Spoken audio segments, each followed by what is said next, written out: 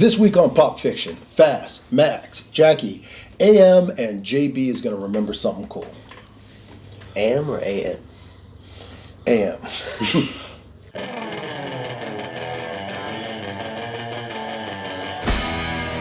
Okay, this is 252 Pop Fiction, where you'll find all the news and reviews in pop culture that's right to type. Today's top story.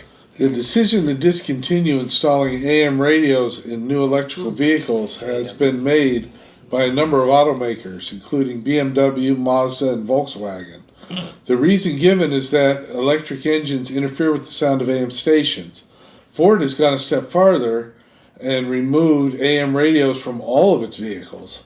Owners of stations, hosts, and advertisers are worried that this could signal the start of the AM radio network's demise in the nation. Well, that's if we go full electric, which isn't happening just yet. But it also begs to, when was the last time you listened to AM radio? I listen to AM radio during football season. Yes, You do? I was about to say, the only time I listen to AM is when I can't find the game. So I have Sirius satellite, so I just listen to the game. Well, la-dee-da. Yeah. I like the local feel of the shit. Yeah. One time, my satellite radio was acting up, and I had to go back to the FM station. Oh, the static! Damn my eyes. Yeah, I'll just turn it off, man. I'd rather not listen to anything. Well, speaking of listening to anything, Galactic Starcruiser is abruptly coming to an end.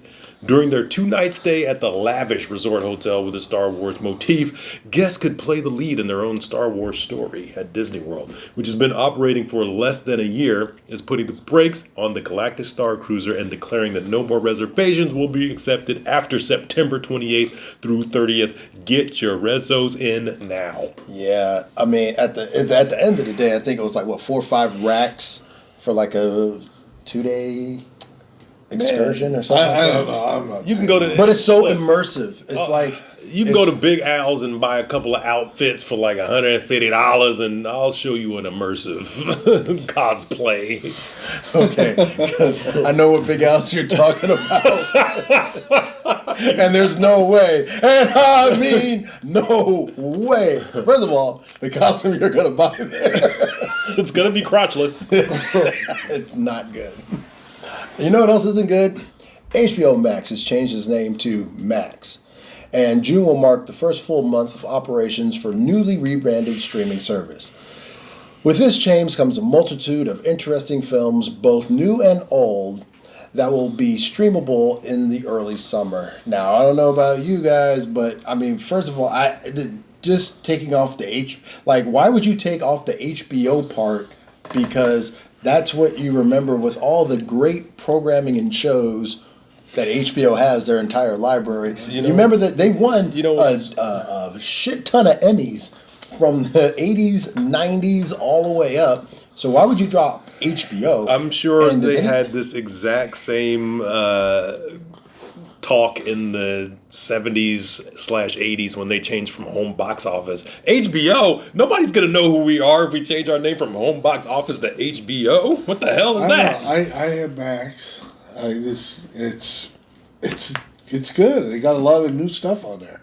Yeah. I was watching it the other day. In fact, I watched this very disturbing documentary on the subway guy, Jared Fogle. That dude belongs in prison.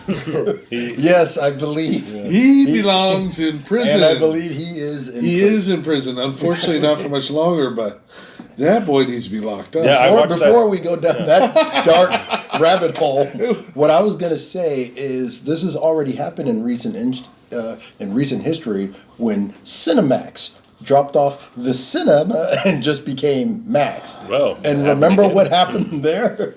No, did they change it back? They're gone. Oh.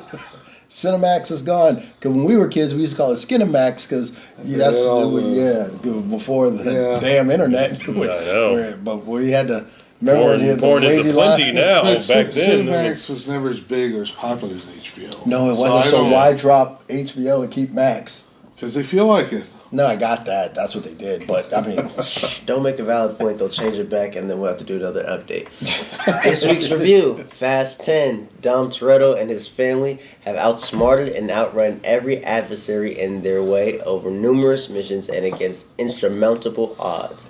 Now they have to deal with the worst foe they have ever encountered. Time. A deadly menace that is driven by... Nah. retaliation. Nah, I got all those big words.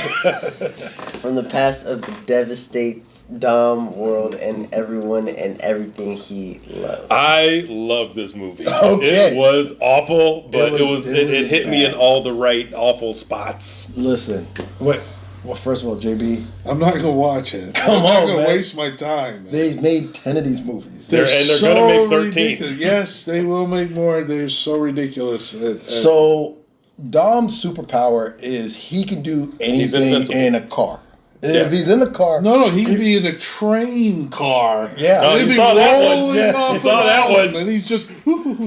he's fine. I defy the laws of physics. Blah Yeah. blah blah. Physics be damned. Be damned. Hey, remember that time when he jumped on the car and the car grabbed the rope and swung across a ravine? Yeah. Remember that time he landed on the roof of a car from 30 feet up and it's like a mattress landing on a car hood. Yeah, that would hurt. I know. Remember, he caught a woman with a car too. I'm saying. Gotcha. What? I'd have to say, I mean, Love it though. if it's all about it's Family. big. No, I was gonna say it's all about big dumb explosions and car races, and if you take the time out to sit and actually go through the minutia of an actual script with dialogue, No, it's awful. and plot, all bad. Yeah, and I would have to say, hands down, Jason Momoa. I've never seen The this man have. sauciest. I've never seen this man have so much fun. Yeah, he was having a great time. It was like he's like if He was I in never, a different movie. Yeah, he was in a completely different movie. There was one part where he fancifully did a what is that in ballet when you do the A plie. pirouette? A Yeah, pirouette. you know how I know you're gay. Because I know ballet terms. Come on. Well, but anyway, You yeah. did it. I just know it. Anywho, see that movie. That's a great one. And we saw it in 4DX. And if you're gonna see a bad thank you. movie, jeez. they need seatbelts. Vomit for those. inducing, I'm sure. Yeah, you should have seen Slayton try to drink. Drink his drink while he was. We got into like Like- 4 car accidents. Yeah, I'm saying. But my worst beef with it is that it's all CGI now. I watched 1 through 4 recently, and there was a lot of great big actions. And a lot of Pieces practical. and practical effects. And But even everything. in 1, they did a lot of CGI too. There was. In I 1, mean, too. you can't If go you into look an back engine on like it, that. it You was know, they've made a lot of great movies with great car chase scenes. Mm-hmm. The Road Warrior is probably the pinnacle. They were on the road with a camera following the know. cars, not just saying, "Oh, we can flip this upside Hey, down on the computer." Mad Max and Fury have him-" Road came out Yeah. 8 years ago, and that had some of the greatest practical effects I've ever seen in And my James life. Bond, they up to a point they stopped. They started using CGI late. yeah. But the early movies, they actually Well, did all those stunts. obviously, Talk to because them. There was I know no this. such thing as CGI. Well, no, they didn't use Zoom. special effects. As The- soon as they Yeah, had it was it, all they everything was used it. in even that the car that flipped and landed on the ramp and went straight again, Hmm. they went to MIT and had a special car built because they said if the car can't do it, we're pulling it from the movie. Mm-hmm. If the car physically cannot do this flip, we're going to Well, pull they it from did the not movie. say that in this movie. Yeah, I'm about to say. Because there is some. You know what the physical- Fast and the Furious franchise? It says Boulder Dash. We can do it. Remember the I'm gonna take a Lotus Pontiac that- Fiero and take it in outer space. Remember the Lotus that And went in drive under it. the water as Yes, a submarine? that was a real. real I car. remember. Yes. Yeah. They actually built that car. I mean, And I that's- will say this for James Bond. Well, I can't remember which Bond movie it was, but he was going in reverse, I believe, and he was driving and he was using the. Yeah, well, that was after that's like after that, but then they had the invisible car and all No, I'm kinds not of talking about that. stuff. I'm saying that in the real world application, now we have backup Yeah. cameras that we can see. But in a world where James Bond had it. We're like, oh, you'll never have that. Now it's coming stock in most cars. True. Right. Anyway. Yeah, my favorite part, though, of any movie is when someone is driving in reverse and they're going like 60. I have never gone over Dom 8 Toretto miles an does hour that in all reverse. the time. I think it was Fast 7. He won the race Backwards, in yeah. Havana. But he did have And NOS. the car was on fire. That's why he had to go in he had reverse. fake NOS. Because he had the He used car. rum, I believe. God, I know these movies, man. Don't tell me. JB. What does JB remember this week? This week, JB remembers the Micronauts. Yes! That's what they call Is it. that the one where the guy would talk really fast when every time he died in the Those commercials? Micro Machines. Oh, those Micro Machines? This is Micronauts. Oh, okay. That was the name of my junk. Micronauts were made between 1976 and 1980 by Mego Toys. Ego. Oh, I did not know It was Mego one of their Toys. last toy lines before they declared bankruptcy. And I know what happened. no, it wasn't the Micronauts. Micronauts is actually based on a 1974 toy line by a company called Takana, and it was Microman.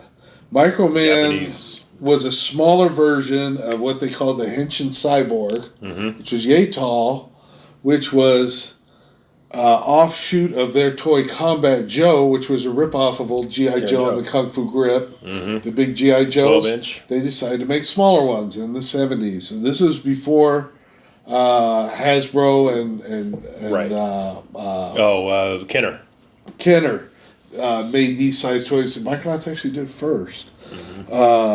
It sold very well.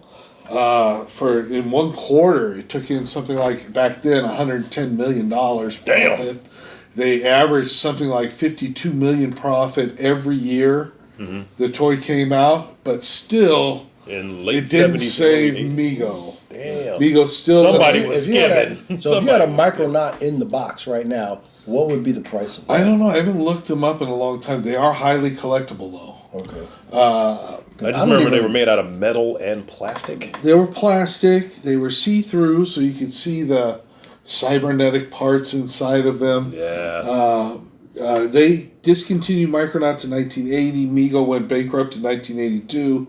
However, it was very popular. Harry Saltzman tried desperately to make a Micronaut movie in the 70s, but could not get the job done. Well- And what's that? What was that guy's name again? Harry Saltzman. Harry Saltzman. Another name for my junk. And in 1979, I knew that's where he was going. Marvel released the first of 2 Micronaut series in comics. They had a crossover series, X-Men and the Micronauts. I remember Limited the font. series. The Micronauts font on the comic was really cool. Oh yeah, I mean I remember. Didn't they have a guy that kind of looked like Darth Vader, with like their villain? Didn't he kind Oh, of yeah, have like yeah, that yeah. dark helmet with like the? But he was a full robot. He was a full- yeah. I But just remember Yes, that. he did have a Darth. He had a Vader-like very look to vague him. because of course He when was it on came the out, cover Star of the Wars first was. issue. Oh yeah. Star Wars We was got to very get on that popular. Star Wars train. Yeah. Whatever we Hey, can we do. need a guy that looks like that. And I don't know why I sound like an old timey newsman, but That means that people need to get on their shit and get it done. we got. All right. I'm Ralphie D. That's news to me. Oh wait, Ralphie D recommends Rumble in the Bronx. And that's news to him. Yeah. Jackie Chan's character, Hong Kong policeman Kung, travels to New York for his uncle Bill's, that's played by Bill Tung's, wedding. Bill is a grocery shop owner who recently sold his Bronx location to attractive Elaine, played by Anita Mui. When a biker gang breaks into the store to cause mayhem, Kung jumps into action. Skipping his vacation, he uses incredible martial arts abilities to defend the helpless and safeguard the innocent. Kung discovers more about a criminal organization that has to be prosecuted when he looks into neighborhood gangs. One thing I love about this movie is that you can see the mountains behind Oh the my Bronx. God, I love that because I was like, where are those mountains at in the Bronx? And what harbor? What Bronx Harbor did is they this? go to like Manhattan? Is that supposed to be the Hudson?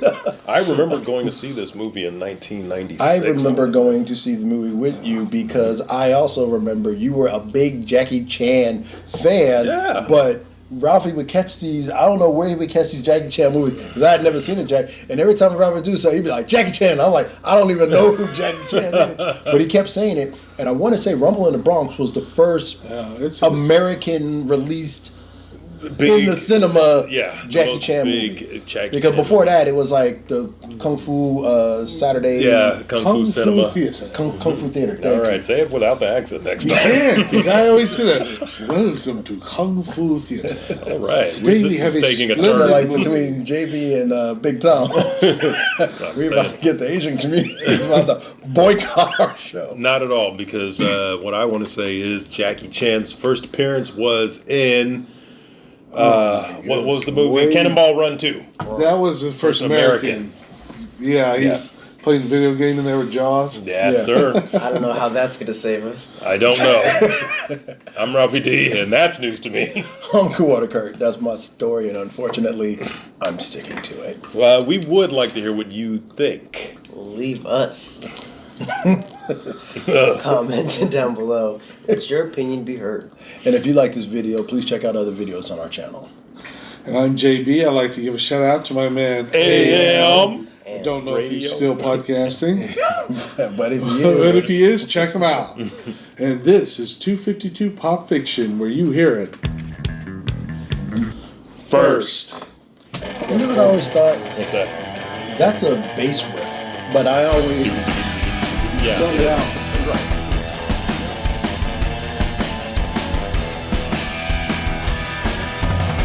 Adonis, pull yourself together.